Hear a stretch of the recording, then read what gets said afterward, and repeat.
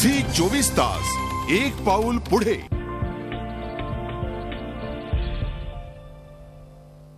व्यवस्थापन क्षेत्रातला मार्केटिंग मधला जो गुरु आहे फिलिप कोटलर, त्यांनी सुद्धा तुमच्या कार्याची दखल घेतली, तुमचा अत्यंत गौरवपूर्ण उल्लेख केला.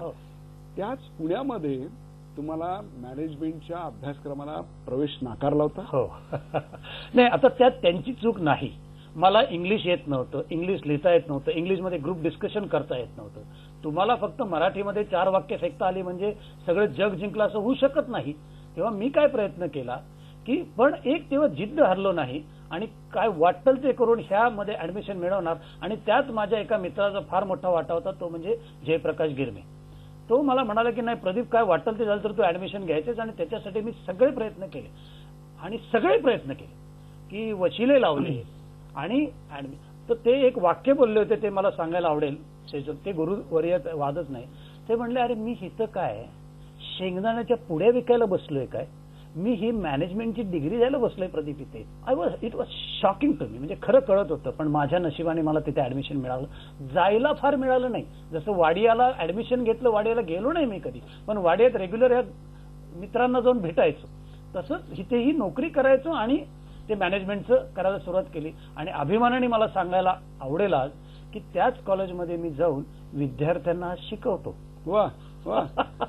मला तुम्ही सांगा, हा जो इंग्रजीचा न्यूनगंड आहे तो मला अनेक पिढ्या, विशेषतः ग्रामीण भागातून आलेल्या अनेक प्रदीप लोखंडे सारख्या अनेक व्यक्तींच्या आयुष्यात सुरुवातीला आलेला दिसतो. त्यामुळे अनेक मुलं खच्ची होतात.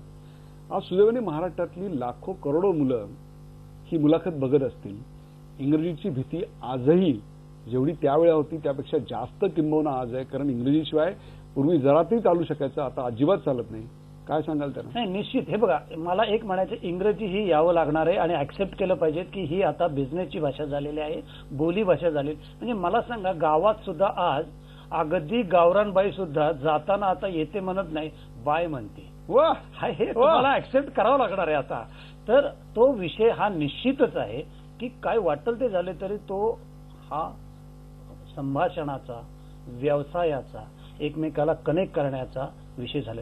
पण माझं उत्तर त्याला असं आहे, मला किती येतं, कसं येतं त्यापेक्षा मला जे येतं ते मी ठोकून सांगणार. आणि माझ्यात ही कॅपॅसिटी पाहिजे, माझ्यात ही अथॉरिटी पाहिजे की समोरच्याला ऐकायचंय. म्हणजे मी जेव्हा सगळ्या मॅनेजमेंट कॉलेजमधल्या भारतातल्या जातो तेव्हा माझं पहिलं वाक्य असतं तिथे, don't go by my English, I am standing in front of you not because I'm academically strong, but I am standing in front of you because I have seen 5,000 villages. So better listen to me. वा. प्रदीप लोखंडे हे सगळं इतकं fascinating आहे अशा करता की तुम्ही rural relations अशा नावाची एक संस्था चालवता. बरोबर. भारतामध्ये 6 लाखापेक्षा जास्त खेडी आहेत. अगदी बरोबर. महाराष्ट्रामध्ये 43,000पेक्षा जास्त खेडी आहेत. बरोबर. आणि तुम्ही 9 राज्यातल्या जवळपास 40 ते 50,000 खेड्यांपर्यंत पोहोचलेला आहात. तिथे तुमचा डे टू डे कनेक्ट आहे. हे सगळं कसं उभं केलं? दिस इज फॅसिनेटिंग. मला असं वाटतं भारतामध्ये काय जगामध्ये असं काम कुणी केलं. म्हणूनच फिलिप कोटलरने घेतलं. वा. म्हणून रिलेशनशिप मॅनेजमेंट हा मुख्यतः विषय मी पहिल्यांदा ह्याला मला सांगायला आवडेल की हा विषय मी घेतला कारण मी लेस ट्रॅव्हल पाथ घेतला.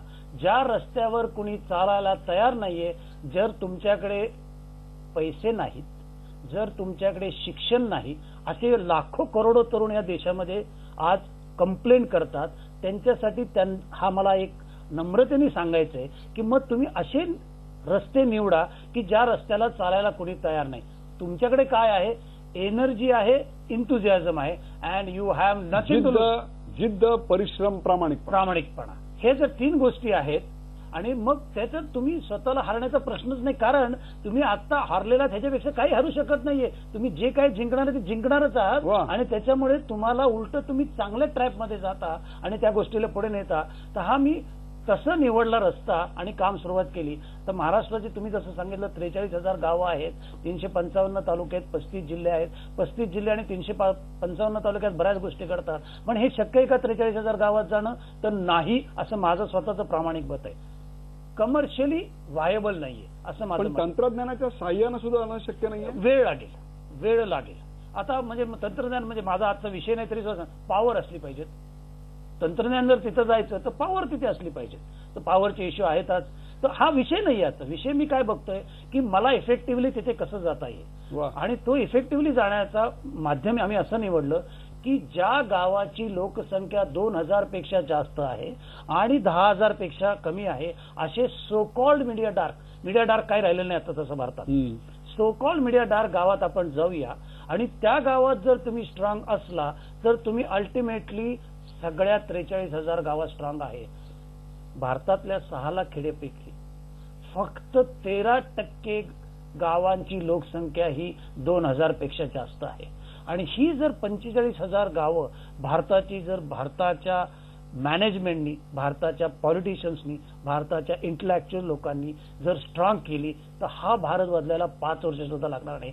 कारण ह्या 85,000 गावात जर वीज, आरोग्य, शिक्षण, रोड, रोजगार, सॅनिटेशन ह्या 5 गोष्टी जर नेल्या तर ते गाव जर बदललं नाही तर तो त्या गावाचा दोष आहे, देशाचा नसेल. आणि जर ह्या 5 गोष्टी तिथे पोहोचल्या तर हा भारत बदलायला चुकून सुद्धा वेळ लागणार नाही.